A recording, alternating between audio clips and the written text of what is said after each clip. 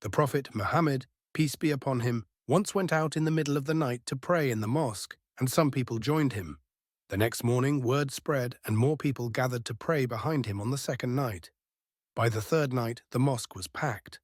On the fourth night, the mosque was overflowing, but the Prophet only came out for the morning prayer.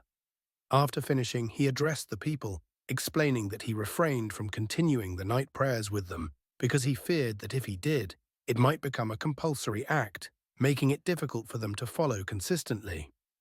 As a result, people continued to pray individually until he passed away.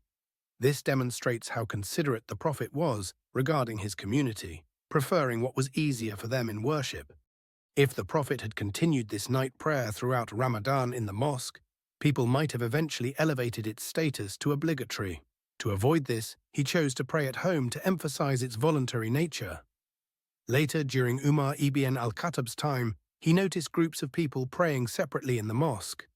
Disliking the division, he suggested they form one congregation and appointed an excellent Quran reciter to lead.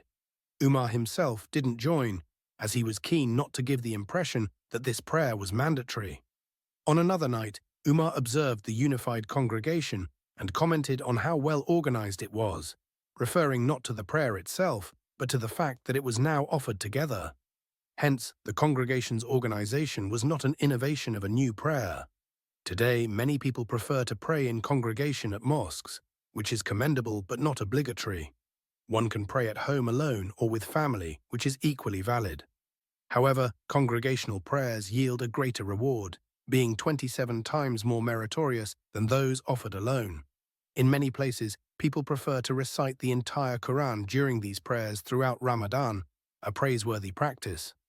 As for the ongoing debate on praying 8 versus 20 units, rak'ahs, it's essential to remember that the Prophet, peace be upon him, said to adhere to his sunnah and that of the rightly guided caliphs, avoiding any new innovations in religion. The Prophet did not specify a set number of rak'ahs for night prayers, but mentioned that they should be offered in pairs of 2 units. There is no harm in praying 20. During the caliphate of Umar and Ali, 20 units were established and practiced without opposition. The suggestion that 20 rak'ahs are an innovation is unfounded and dangerous. Historical records show that Umar implemented 20 units, which continued during Ali's time. Ali himself praised Umar, saying he brought light to their mosque by organizing the congregation. At times, the number of rak'ahs even increased to 39 in Medina due to friendly competition between the people of Mecca and Medina. This increase wasn't deemed problematic as long as the prayer's spirit and intention were maintained. Imam Malik and other scholars have supported the practice of 20 rak'ahs, considering it part of the community's tradition. Others, like the people of Medina, preferred 39 due to their historical context. Regardless of the number, breaking away from the congregation after a few rak'ahs leads to missing out on the full reward. The Prophet, peace be upon him, emphasized that whoever stands with the imam until the end gets the reward of praying the whole night.